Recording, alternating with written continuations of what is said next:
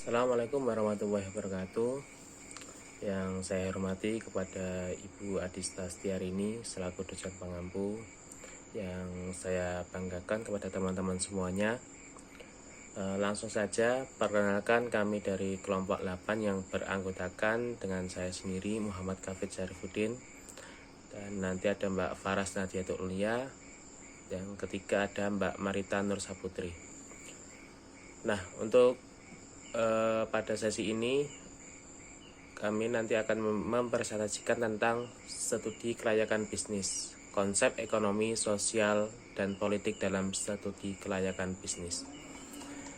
Langsung saja untuk yang pertama, yaitu tentang aspek ekonomi.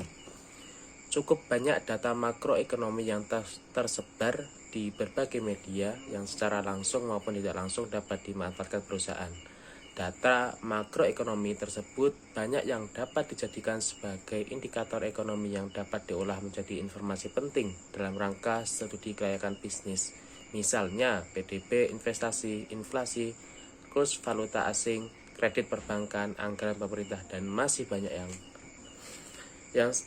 untuk yang pertama adalah sisi rencana pembangunan nasional. Dampak yang ditimbulkan dalam aspek ekonomi dan kaitannya dengan studi kelayakan bisnis. Yang pertama ada sisi rencana pembangunan.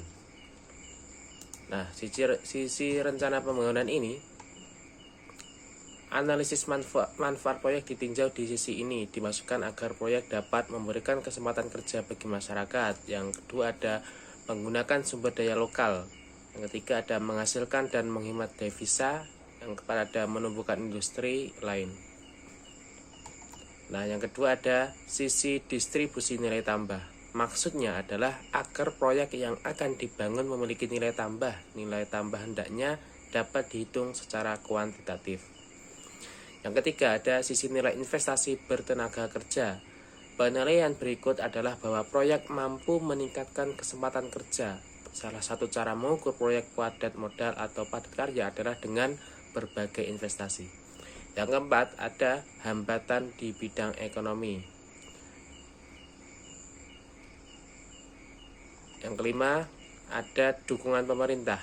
Pemerintah mempunyai kepentingan agar perdagangan yang dilakukan oleh perusahaan-perusahaan di dalam negeri akan menghasilkan devisa bagi negara. Salah satu dukungan itu adalah proteksi perdagangan. Instrumen terjadinya kebijakan proteksi perdagangan banyak ragamnya, tetapi tujuannya satu, yaitu menimbulkan distorsi pasar dalam artian mencegah adanya pasar persaingan bebas. Instrumen kebijakan proteksi perdagangan dapat digolongkan sebagai berikut. Yang pertama ada kebijakan perdagangan luar negeri terbagi dua instrumen, instrumen tarif, instrumen non-tarif. Kebijakan perdagangan dalam negeri terbagi atas pajak penjualan, pengaturan distribusi barang, pengaturan stabilisasi. Yang ketiga ada kebijakan produksi, terdiri atas subsidi atau pajak langsung bagi produsen, perlindungan harga produksi dan saran produksi, pengaturan penggunaan sarana produksi.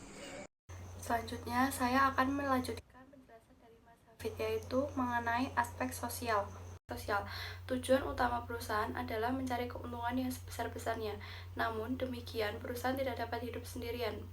Perusahaan hidup bersama-sama dengan komponen lain.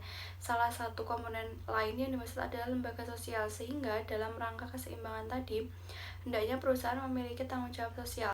Selanjutnya, yaitu dampak yang timbul dalam aspek sosial yang berkaitan dengan SKP. Yang pertama ada perusahaan sebagai lembaga sosial. Sebuah perusahaan memiliki tugas melaksanakan bermacam-macam kegiatan dalam waktu bersamaan. Untuk merealisasikan kegiatan perusahaan tidaklah mudah. Di sana sering timbul ancaman-ancaman sekaligus peluang-peluang yang datang dari lingkungan baik secara eksternal maupun internal. Yang kedua ada perubahan kondisi sosial yang kompleks. Pemecatan karyawan karena berbagai alasan seperti misalnya karena karyawan mabuk-mabukan atau perusahaan mengalami kemerosotan keuntungan, hal yang biasa pada masa lalu. Tindakan seperti ini tidak akan mengakibatkan terganggunya keseimbangan dalam bidang sosial yang kompleks dalam perusahaan. Yang ketiga ada perubahan dalam masyarakat yang pluralistik. Masyarakat pluralistik adalah sebuah kehidupan berbagai kelompok yang mempengaruhi lingkungan perusahaan dalam mendapatkan harapan-harapan sosial, ekonomi, dan politik. kelompok berusaha mengembangkan diri supaya fungsi sistem itu efektif. Berkaitan dengan hal tersebut, hendaknya bisnis memiliki manfaat-manfaat sosial yang dapat diterima oleh masyarakat. Mungkin sekian yang dapat saya sampaikan. Selanjutnya akan dijelaskan oleh Mbak Marita. Baik, saya akan melanjutkan presentasi dari Mbak Faras. Untuk materi selanjutnya yaitu aspek politik. Adanya isu rumor spekulasi yang timbul akibat kondisi politik yang diciptakan pemerintah akan mempengaruhi permintaan dan penawaran suatu produk, baik itu barang maupun jasa. Dalam menganalisis kelayakan bisnis, hendaknya aspek politik perlu pula dikaji untuk memperkirakan bahwa situasi politik saat bisnis dibangun dan diimplementasikan tidak akan sangat mengganggu sehingga kajian menjadi layak. Situasi politik dapat diketahui melalui berita-berita dan media massa. Berita tersebut terbagi menjadi dua, yaitu good news dan bad news. Untuk materi selanjutnya yaitu implementasi pada studi kelayakan bisnis atau SKB.